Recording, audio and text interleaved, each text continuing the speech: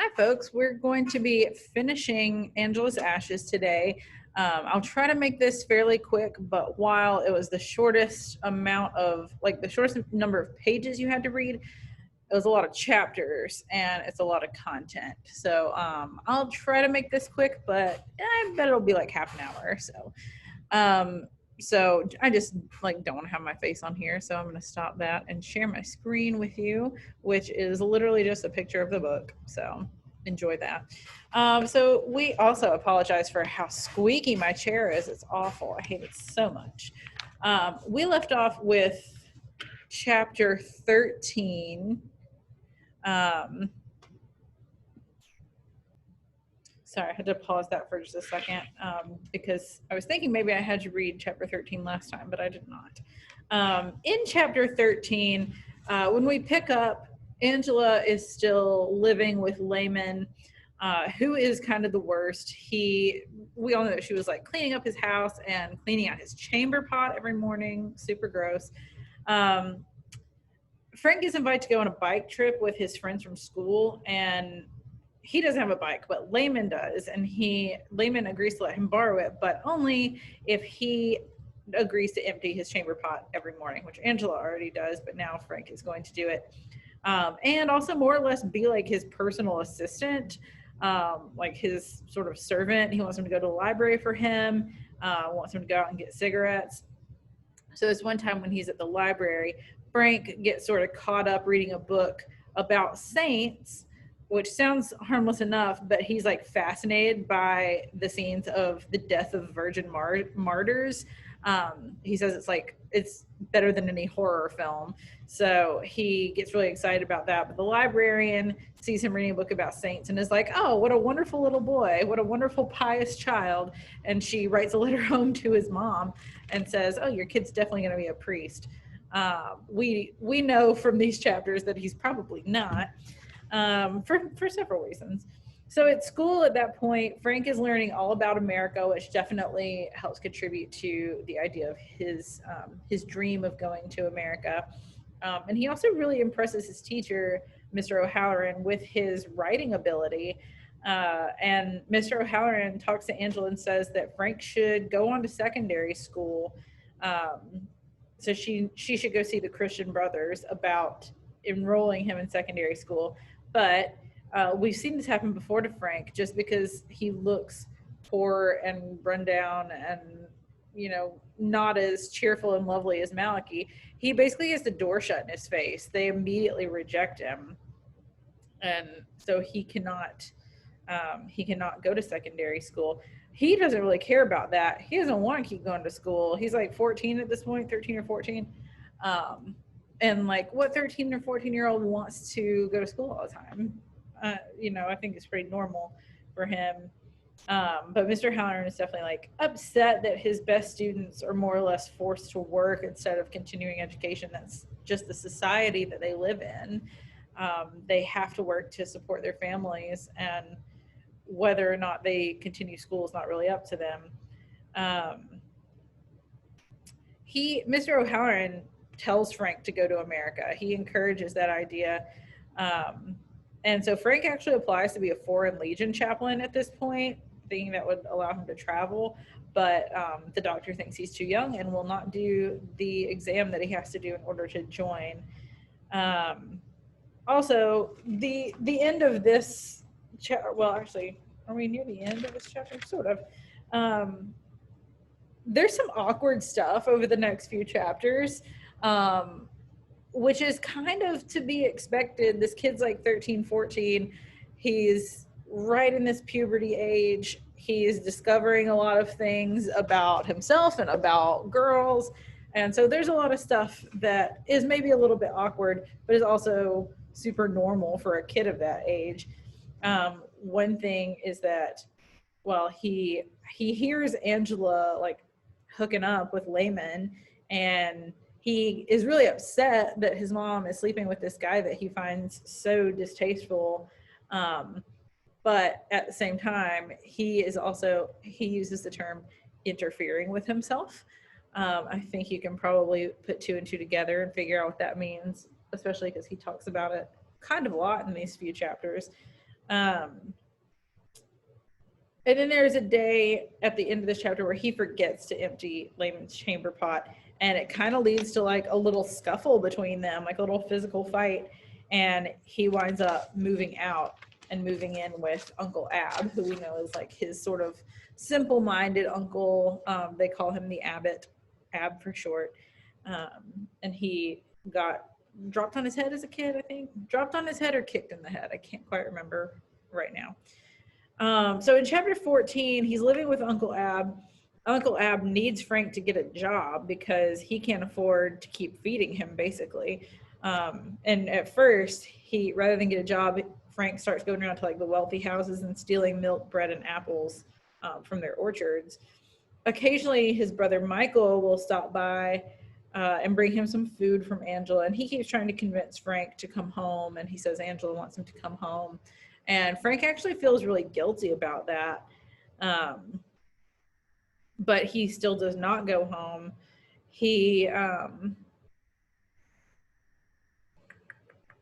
sorry, lost my spot in my notes. When he finds out that when he turns 14, he can be a telegram messenger for the post office.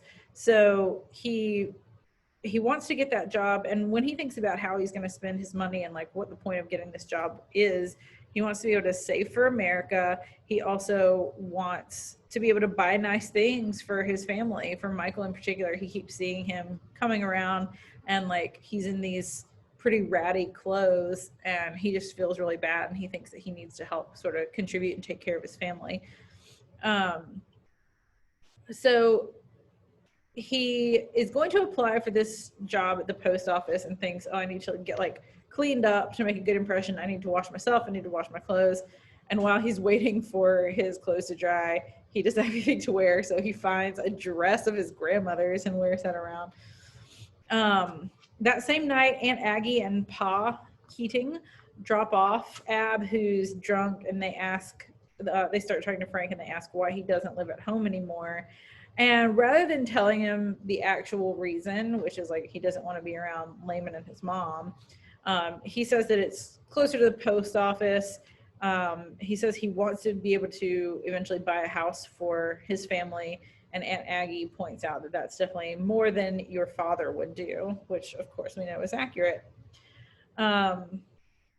In chapter 15, he's like getting ready for this job at the post office. The post office people were sort of laughing at his old raggedy clothes, and Aunt Aggie, who is sometimes insufferable but occasionally very kind, buys him new clothes and then also gives him enough money to buy tea and a bun. And it's just like really super touching to him. It says that he had to like turn his face away because he was getting emotional about it. He's just not used to that kind of kindness or that kind of luxury, essentially. One of the people he delivers to is his former classmate Patty Clohessey's mother, Mrs. Clohessey. Her house is like super nice now. It's very clean. And she kind of explains to him what's going on.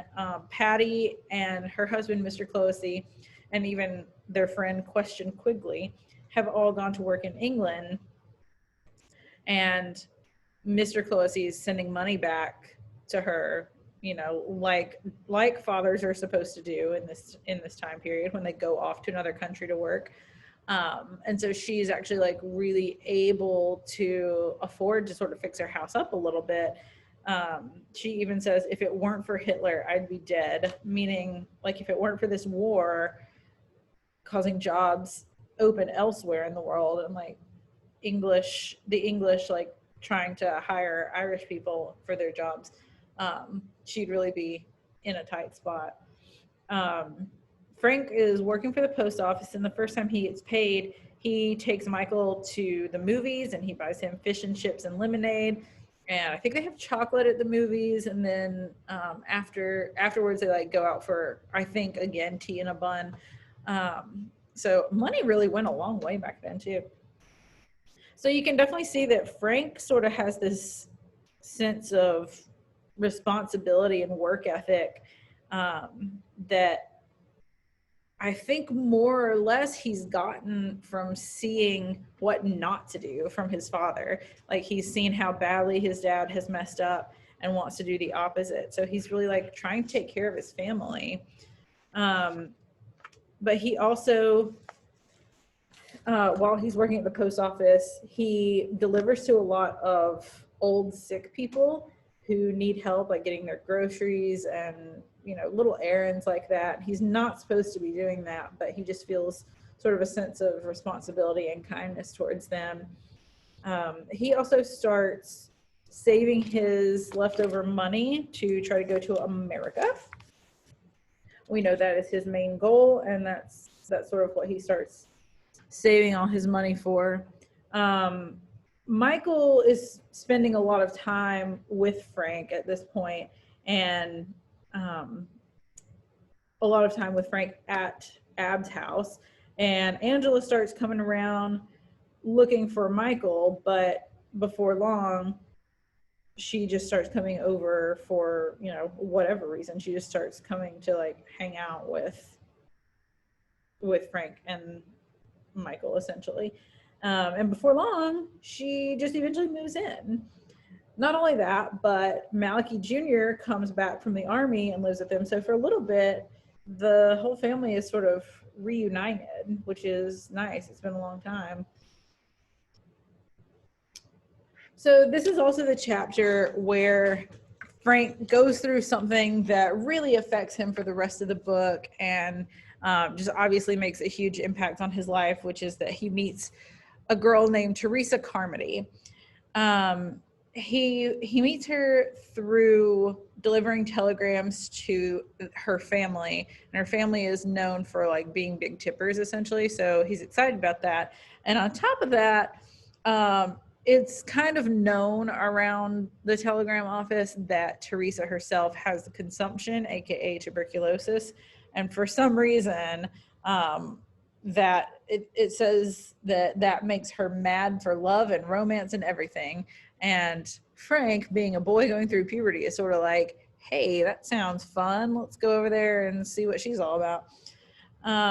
So he does, and on the way, he falls off his bike and gets bloodied up and wet. And when he gets to her house, Teresa takes care of him and like pours iodine on his cuts and everything, and tells him to take off his pants and hang them by the fire to dry out. He's like, no, I don't think I should. And she's like, no, you should. And he's like, okay, I will.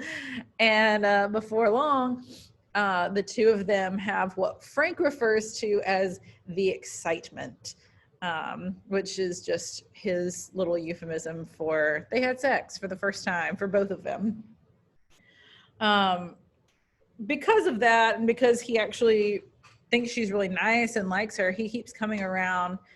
He keeps delivering telegrams there. Sometimes they have sex, sometimes they don't. The times that they don't are more often because she is really sick.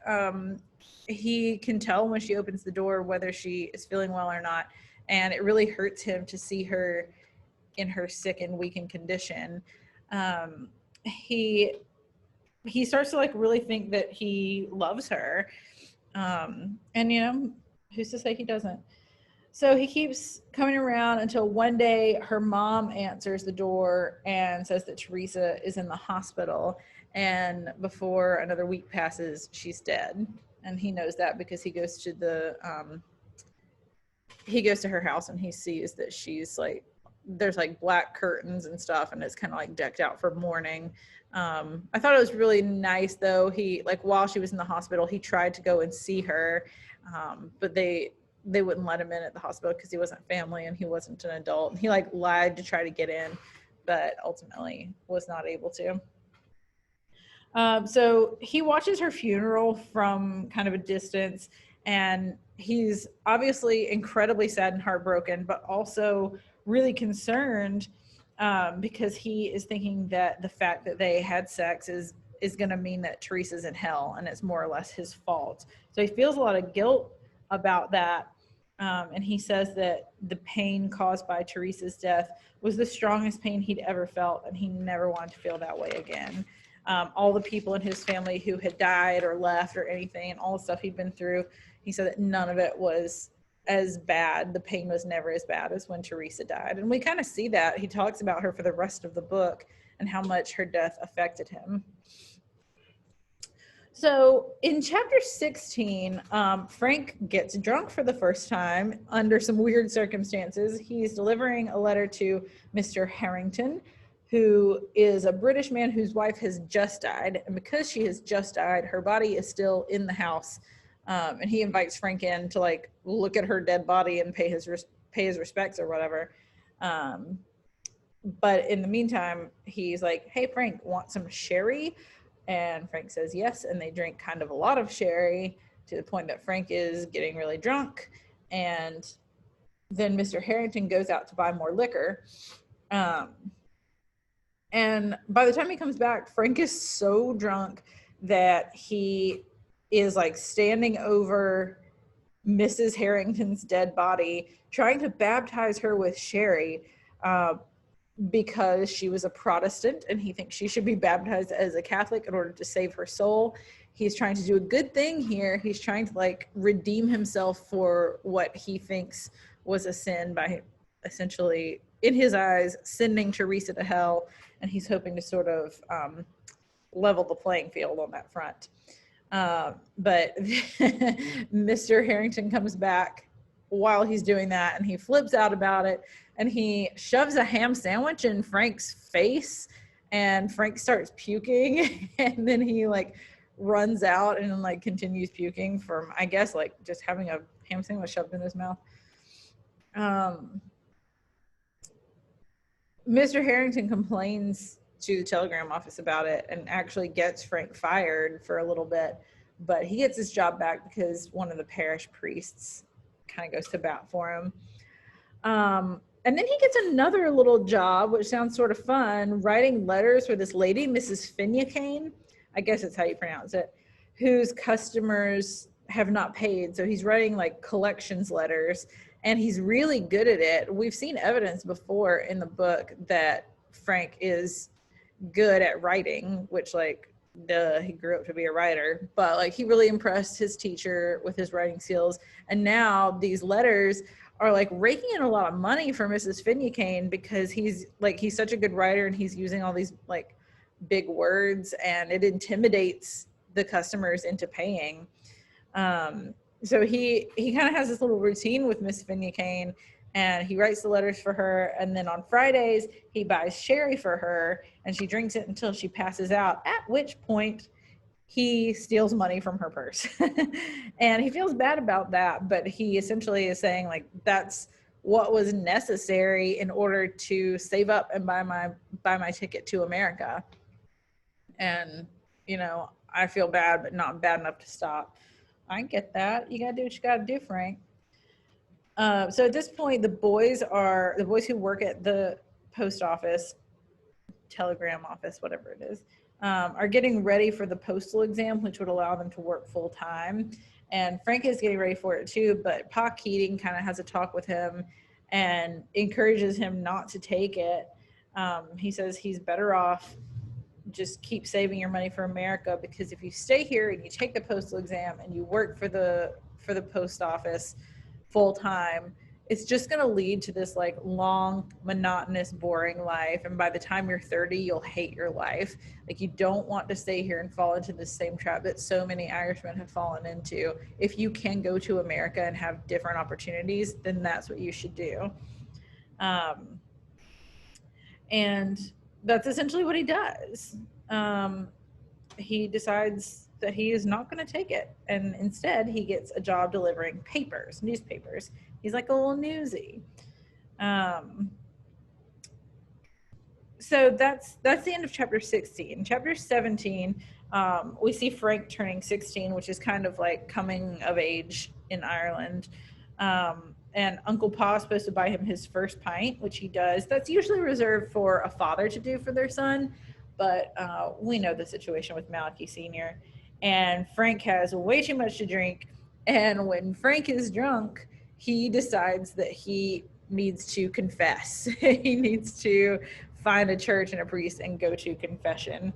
But which he tries to do, but he has a hard time articulating it because he's so drunk. And after all of this happens, um, when Angela finds out that he has gotten so drunk, she gets upset about it and says that he's just like his father. And Frank says, I'd rather be like my father than be like Laman Griffin. And he slaps his mother in the face. It's my least favorite moment with Frank. I hate it so much. And to be fair, he feels terrible in the morning, but he refuses to apologize because he's still really upset about the fact that she had been sleeping with Laman Griffin. So the next day, he's just feeling like really guilty about that, and still guilty about possibly sending Teresa to hell, and also guilty about taking care of his sexual needs, both with Teresa and on his own. And that's kind of one of the things that he keeps bringing up. Interfering with himself is how he put it earlier on. So he just kind of spends the next day like wandering around Limerick, thinking about all these things he's done wrong, and it starts pouring down, and he finds a Franciscan church. Ironic, because his name is Francis after all, so maybe that's the perfect place for him. And he just feels so guilty that he's like breaking down crying, and this priest in there takes pity on him and asks him what's wrong, and he confesses everything, knowing that it makes him look like a bad guy. Although, like, the fact that he slapped his mom, that is bad, but the rest of it, it's like, okay. But the priest does tell him that he needs to forgive himself, because if he's repentant, then God will forgive him. And if God has forgiven him, then he should certainly forgive himself. So he actually feels a lot better after that, and starts to think maybe Teresa is not in hell after all. We also meet the other boys at the news office at this point, who are not necessarily great influences on him. Jerry and Eamon, I think there's one more whose name is escaping me, but they like smoke and look at pictures of women in lingerie, like when the boss is not around, Mr. McCaffrey. And there's this whole thing with Jerry's girlfriend Rose, where like he thinks that she's cheating on him, and he walks off when he sees her, and Frank is left to like help her with her suitcase and stuff. And then Jerry's like, oh, are you fooling around with my woman? And he's like, no, and she isn't cheating on you, she loves you. It was just like sort of a random little thing in that chapter. But in the paper, there's an ad for birth control, which is scandalous because birth control is illegal in Ireland. So many of them are Catholics. And even to this day, a lot of Catholics don't believe in using birth control because they sort of think that it's like interfering with God's plan for you, and that sex is meant for procreation, not for pleasure. And if you're trying to stop procreation, then like, why would you even be having sex? So the fact that there is an ad for birth control is the talk of the town. It's very scandalous. And Mr. McCaffrey is having a fit over it. And they even say that anybody who reads about birth control will be doomed.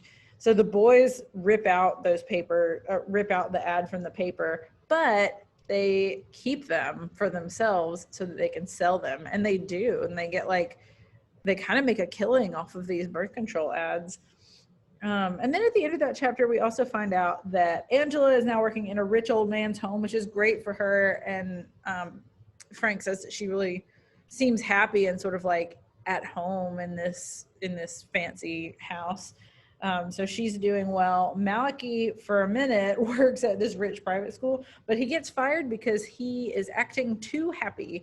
And if you work in an Irish Catholic private school, you should seem more downtrodden about it.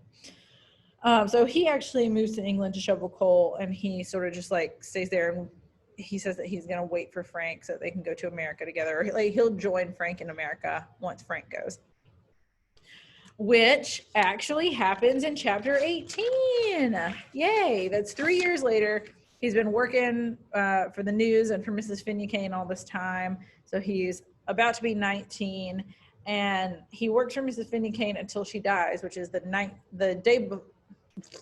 day or night, I don't remember, before he turns 19, at which point Frank takes her money, takes the money that he could find in her house, and he also throws her ledger into the River Shannon so that the customers will never have to pay, just as like a kind little thing to do.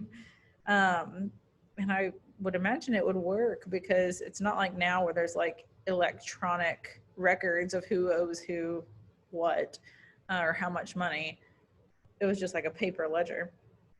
So with all this money that he steals from Mrs. Finney, he finally buys a ticket for America. And once he does, he actually like starts getting really sentimental and sad and like thinking back on his life in Ireland. And it's not that he doesn't want to go, but he definitely is like having a hard time leaving. He's sad to leave his family, and obviously sort of tentative about what lies ahead in America. So he's definitely feeling a little sentimental. He like sort of spends a day walking around Limerick and just like looking at where things happened in his life. I mean, like, oh, that's where I did this, and that's where I did this, and I'll miss these times. They have a going away party for him, and then he leaves, which like on the boat, he's like, I am making a mistake. I shouldn't be doing this, but too late now.